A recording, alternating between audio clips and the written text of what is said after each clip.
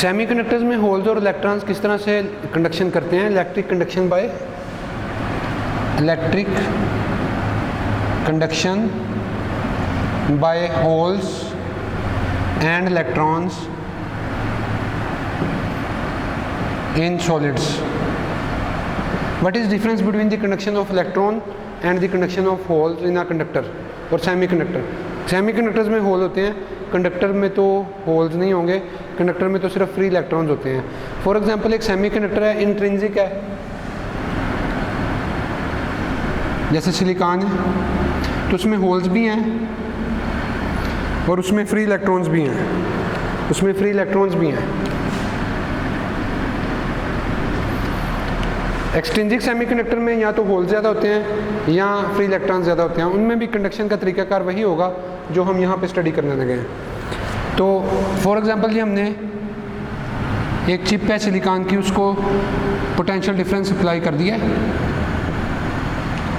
तो इसके रिजल्टेंट के तौर पे ये होगा कि जो इलेक्ट्रॉन्स होंगे वो तो पॉजिटिव वाली साइड पे मूव करेंगे, जैसे कि इलेक्ट्रॉन्स की मोशन नेगेटिव से पॉजिटिव की तरफ ही होती है. Electron will move towards the higher potential, कि जिस तरफ पोटेंशियल हाई है उस तरफ इलेक्ट्रॉन जाएंगे, जबकि होल्स जो हैं वो कन्वेंशनल करंट की डायरेक्शन में मूव करेंगे, यानी कि जो होल्स की डायरेक्शन ऑफ मोशन है वो towards the low potential negative वाली साइड पे होगी. तो इसका मतलब है इसमें बहुत कंडक्शंस होंगी, इलेक्ट्रॉन्स और होल्स की मोशन आपस में अपोजिट होगी. इलेक्ट्रॉन्स की मोशन जो है वो टुवर्ड्स हाई पोटेंशियल होगी और holes will move towards the low potential. क्यों ऐसा होगा? तो इसकी डिटेल में हम यूँ देखते हैं कि फॉर एग्जांपल हमारे पास ये होल है, ठीक है. अब ये होल जो है ये क्यों मूव करेगा दूसरी साइड पे जिस तरफ इलेक्ट्रॉन्स हैं? ये देखें, तो जब हम पोटेंशियल अप्लाई करेंगे, when we will apply the potential difference in this conductor, मैंने एक सिंपल होल की और इलेक्ट्रॉन्स की मोशन आपके सामने डिस्कस करने लगा हूँ. तो ये हमारे पास पॉजिटिव साइड है और ये लो पोटेंशियल वाली साइड है. अब होगा ये कि ये जो इलेक्ट्रॉन है ये मूव करके इस होल में आ जाएगा. होल बॉन्ड के अंदर था, कोवलेंट बॉन्ड के अंदर जो खाली वैकेंसी होती है ऑफ इलेक्ट्रॉन, वहाँ ये इलेक्ट्रॉन मूव कर जाएगा. और ये इलेक्ट्रॉन भी अपने बॉन्ड्स के अंदर हैं, सिलिकॉन के जैसे सिलिकॉन में आपको मैंने बताया था कि सिलिकॉन में ये होल्स वहाँ पे बनते हैं जहाँ का इलेक्ट्रॉन निकल चुका हो, और बाकी इलेक्ट्रॉन्स अपनी अपनी कोवलेंट बॉन्ड के अंदर होते हैं. तो ये इलेक्ट्रॉन जब इस जगह पे आएगा तो होल, इसका मतलब है पीछे बॉन्ड में होल बन जाएगा. तो नेक्स्ट स्टेप में यूँ होगा इस स्टेप के बाद कि ये इलेक्ट्रॉन जब इस जगह पे आएगा, इस खाली वैकेंसी में आएगा, तो इस वैकेंसी को फिल कर देगा और फिर ये होल जो है ये पीछे वैकेंसी क्रिएट हो जाएगी. तो इसकी वैकेंसी अगर पीछे क्रिएट हो जाएगी तो इसका मतलब है we will say that the hole is moving towards right while electrons are moving towards the left. तो ये देखें, ये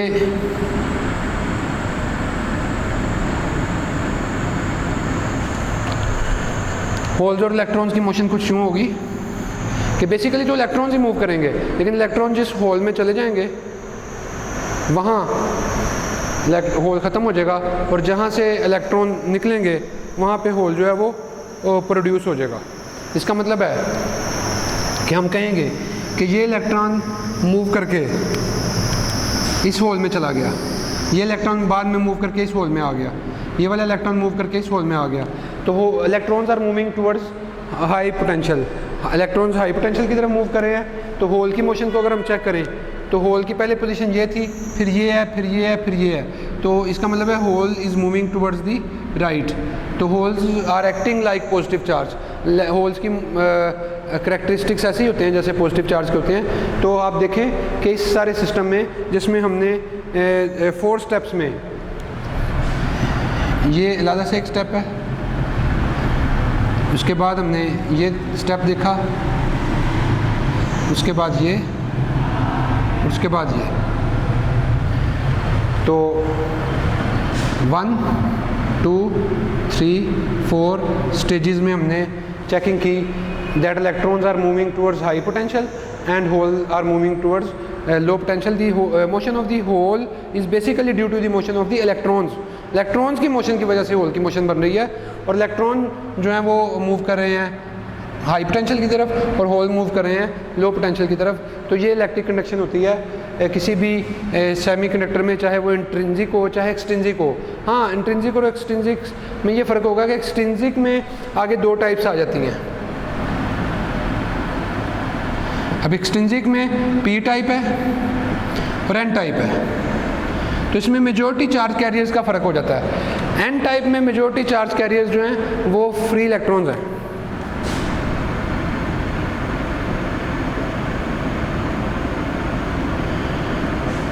मेजॉरिटी चार्ज कैरियर्स क्या हैं? फ्री इलेक्ट्रॉन्स ज़्यादा हैं, होल्स कम है, क्योंकि हमने एन टाइप में पढ़ा था कि इलेक्ट्रॉन्स की तादाद होल्स से ज़्यादा होती है। जबकि पी टाइप में मेजॉरिटी चार्ज कैरियर्स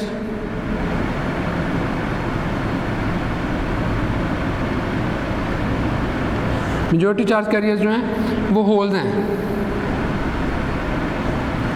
तो पी टाइप में मेजॉरिटी चार्ज कैरियर्स होल्स हैं, minority charge carriers free electrons हैं।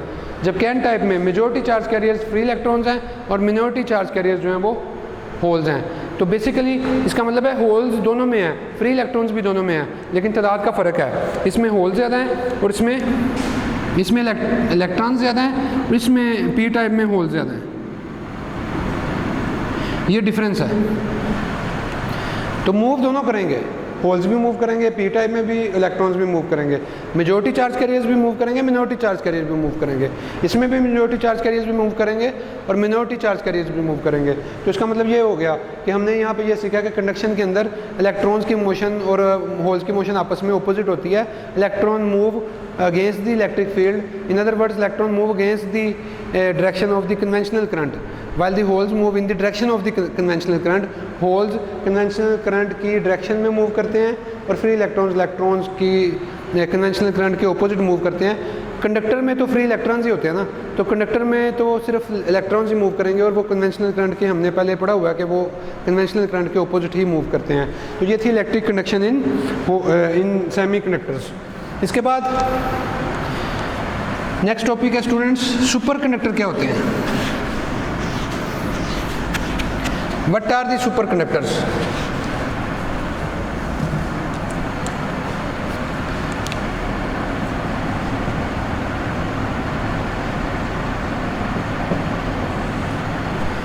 Superconductors क्या होते हैं?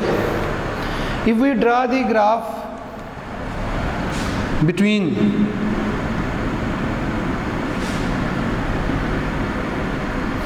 the resistivity of a substance and the temperature, so we know that by increasing the temperature, the resistivity of the substance will also increase, the resistivity of the conductor will also increase.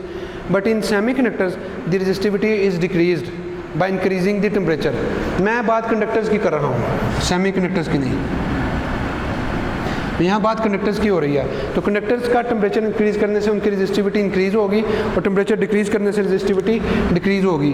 तो ये देखें, ये हमारे पास graphical representation आ गई कि किस तरह से टेम्परेचर इंक्रीज़ करने से रेजिस्टिविटी भी इंक्रीज़ हो रही है। तो टेम्परेचर को एब्सोल्यूट ज़ीरो ये है, एब्सोल्यूट ज़ीरो जो है वो 0 केल्विन को कहते हैं। सेंटीग्रेड में ये -273 डिग्री सेंटीग्रेड होता है, लोएस्ट पॉसिबल टेम्परेचर। तो ज़्यादातर जो कंडक्टर्स हैं उनका टेम्परेचर कम करते जाएं -100, -150, -200, बहुत ज़्यादा कम करते जाएं, तो एक स्टेज पे आके उनकी रेजिस्टिविटी जो है वो ज़ीरो हो जाएगी। यहाँ पे ग्राफ 0 केल्विन से पहले तकरीबन 0 केल्विन के करीब ही जाके उनकी रेजिस्टिविटी ज़ीरो हो जाएगी। तो ये इस टेम्परेचर को हम क्रिटिकल टेम्परेचर कहेंगे। तो क्रिटिकल टेम्परेचर को डिफाइन हम यूँ करेंगे कि the temperature at which the resistivity of a conductor become zero, जहाँ पे कंडक्टर की जो रेजिस्टिविटी है वो ज़ीरो हो जाए, वो टेम्परेचर क्रिटिकल टेम्परेचर कहलाता है। और हम इसको डिफाइन करने लगे हैं, what is critical temperature. Critical temperature, तो वो टेम्परेचर वेरी लो टेम्परेचर होता है। द टेम्परेचर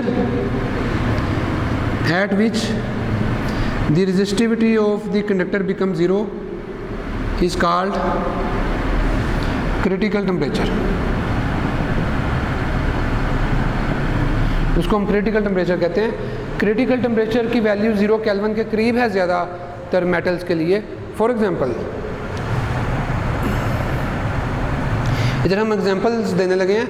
एल्यूमिनियम जो है, एल्यूमिनियम का जो क्रिटिकल टेम्परेचर है वो तकरीबन 1 केल्विन है, मतलब 0 केल्विन ही कह लें आप, 0 केल्विन के बिल्कुल साथ 1 केल्विन, 0 केल्विन के करीब एल्यूमिनियम का क्रिटिकल टेम्परेचर है। बहुत लो टेम्परेचर पे जाके एल्यूमिनियम जो है वो सुपर कंडक्टर बनेगा।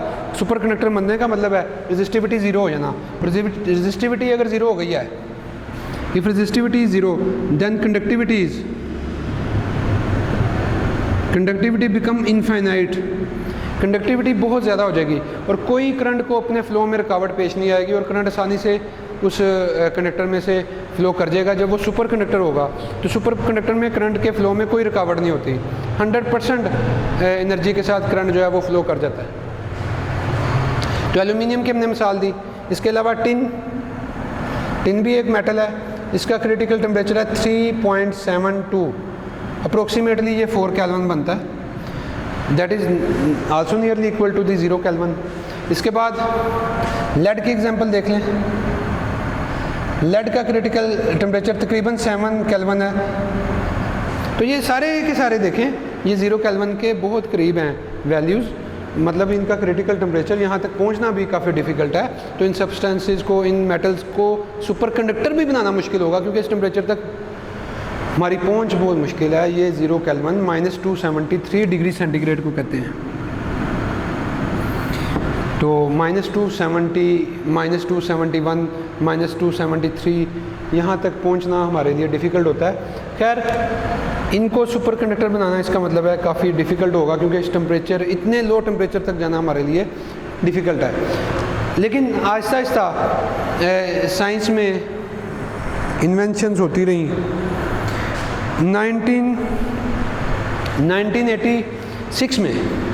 1986 में ऐसे सिरेमिक्स बना लिए गए, सिरेमिक्स कंपाउंड्स बना लिए गए जिनका के क्रिटिकल टेम्परेचर जो है काफ़ी ज़्यादा था। मतलब इस जगह पे जाके वो बहुत लो टेम्परेचर पे नहीं बल्कि 100 केल्विन, 150 केल्विन पे वो सुपर कंडक्टर थे।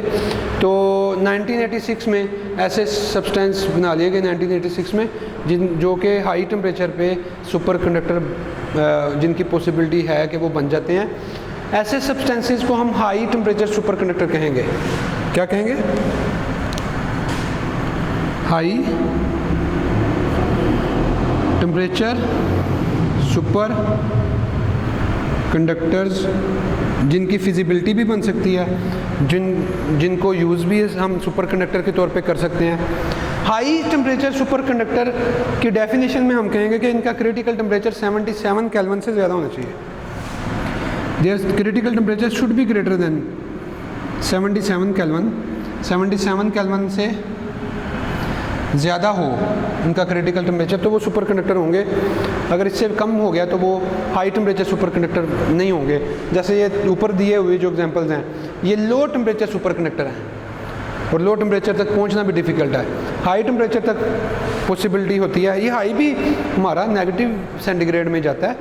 77 केल्विन जो है ये तकरीबन अप्रोक्सीमेटली 196 के करीब, 196 degree centigrade, 196 degree centigrade minus में। तो ये भी टेम्परेचर कोई इतना उस हिसाब से हाई नहीं है रूम टेम्परेचर के हिसाब से, लेकिन है लो ही, लेकिन पॉसिबिलिटी होती है यहाँ तक पहुँचने की। इसलिए हम इनको कहते हैं हाई टेम्परेचर सुपर कंडक्टर्स। तो रिसेंटली एक कंपाउंड बनाया गया, ये साइंटिस्ट का नेम है यूलेन्स ली।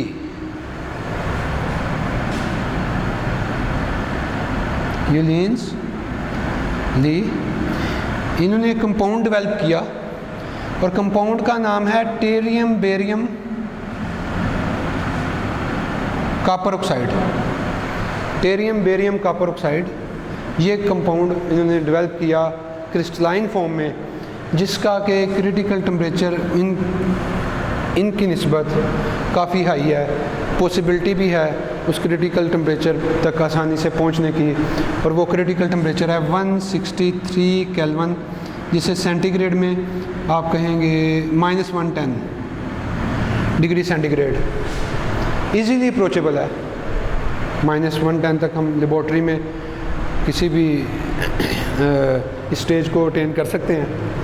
तो ये कंपाउंड जो है ये सुपर कंडक्टर बन जाता है -110 डिग्री सेंटीग्रेड, या केल्विन में ये वैल्यू इससे भी बहुत आगे होगी, 163 केल्विन। तो ये कंपाउंड जो है वो सुपर कंडक्टर बिहेवियर जो है वो शो करता है, 100% कंडक्टिविटी देता है। इसकी कंडक्टिविटी इनफाइनाइट हो जाती है और रेजिस्टिविटी जो है वो ज़ीरो हो जाती है। सुपर कंडक्टर जो है आजकल कंप्यूटर चिप्स में यूज़ हो रहे हैं।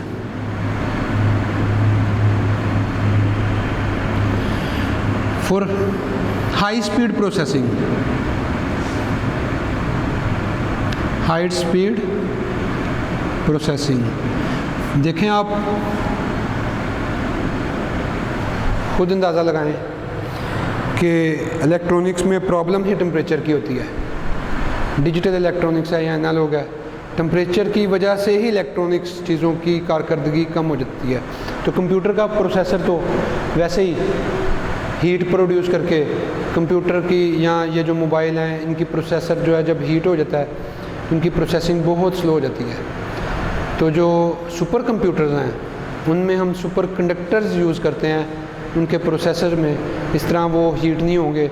जब 100% कनेक्टिविटी होगी तो हीट लॉस नहीं होगा, हीट लॉस नहीं होगा तो चीज़ भी, वो कंपोनेंट भी हीट अप नहीं होगा।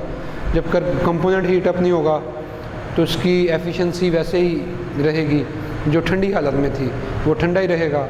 तो सुपर कंप्यूटर्स में कंप्यूटर चिप्स बनाई जाती हैं, इससे हाई स्पीड प्रोसेसिंग होती है और हमारा जो है वो प्रोसेसर अच्छा वर्क करता रहता है। ये तो एक यूज़ हो गया ये। दूसरा है MRI,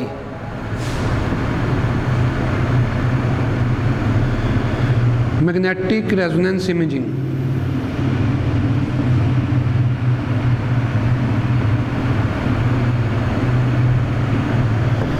इसमें भी सुपर कंडक्टर्स यूज़ होते हैं।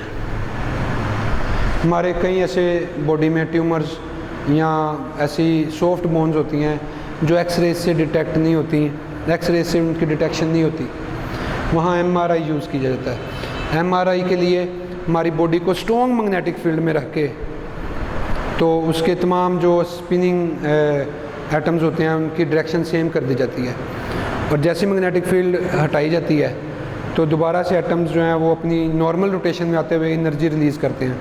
उस एनर्जी को सुपर कंडक्टर डिटेक्टर्स जो हैं वो रिसीव करके तो उसकी आपको आउटपुट कंप्यूटर स्क्रीन पे दे देते हैं और आपको पता चल जाता है कि बॉडी में क्या क्या प्रॉब्लम्स हैं।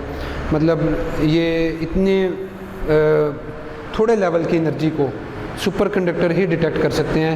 आम कंडक्टर इस थोड़ी मकदार की एनर्जी को डिटेक्ट नहीं कर सकती, जो हमारी बॉडी में स्पिनिंग की वजह से स्पिनिंग ओरिएंटेशन पहले सीक्वेंस में लाई जाती है मैग्नेटिक फील्ड के ज़रिए, मैग्नेटिक फील्ड हटाई जाती है, वो दोबारा स्पिनिंग ओरिएंटेशन नॉर्मल अपनी फॉर्म में जाते हुए बहुत थोड़ी वैल्यू की एनर्जी रिलीज़ करती हैं, जिसको सुपर कंडक्टर डिटेक्टर जो है वो डिटेक्ट करके तो आपको आउटपुट देते हैं कि बॉडी में ये प्रॉब्लम है। तो MRI में भी इसका मतलब है सुपर कंडक्टर्स जो हैं वो यूज़ होते हैं। मैग्नेटिक लेविटेशन ट्रेन्स,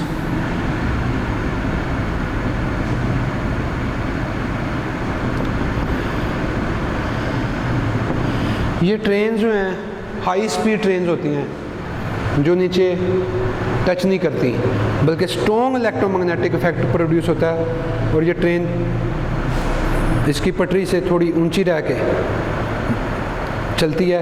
इसकी वजह से फ्रिक्शनल इफेक्ट बहुत कम हो जाता है और थोड़ी एनर्जी से ये ज़्यादा स्पीड हासिल कर लेती है। तो वहाँ जो इलेक्ट्रोमैग्नेटिक्स यूज़ होते हैं उनमें हम सुपर कंडक्टर यूज़ करते हैं, क्योंकि वो सुपर कंडक्टर्स ही इतना स्ट्रॉन्ग मैग्नेटिज्म प्रोड्यूस कर सकते हैं जो कि हम इलेक्ट्रोमैग्नेटिज्म के ज़रिए मैग्नेटिक फील्ड अप्लाई करके प्रोड्यूस करना चाहते हैं। इसके अलावा आजकल पावरफुल मोटर्स आई हैं, साइज़ में छोटी होती हैं, हीट नहीं होती, ये मोटर्स इतनी ज़्यादा हीट प्रोड्यूस नहीं करेंगी, इसलिए इनकी एफिशिएंसी भी अच्छी रहती है। साइज़ स्मॉल होता है, होती पावरफुल है। इनमें भी हम सुपर कंडक्टर्स यूज़ करते हैं और इस तरह इनकी एफिशिएंसी बाकी मोटर्स की निस्बत ज़्यादा होती है। तो these are the uses of super conductors.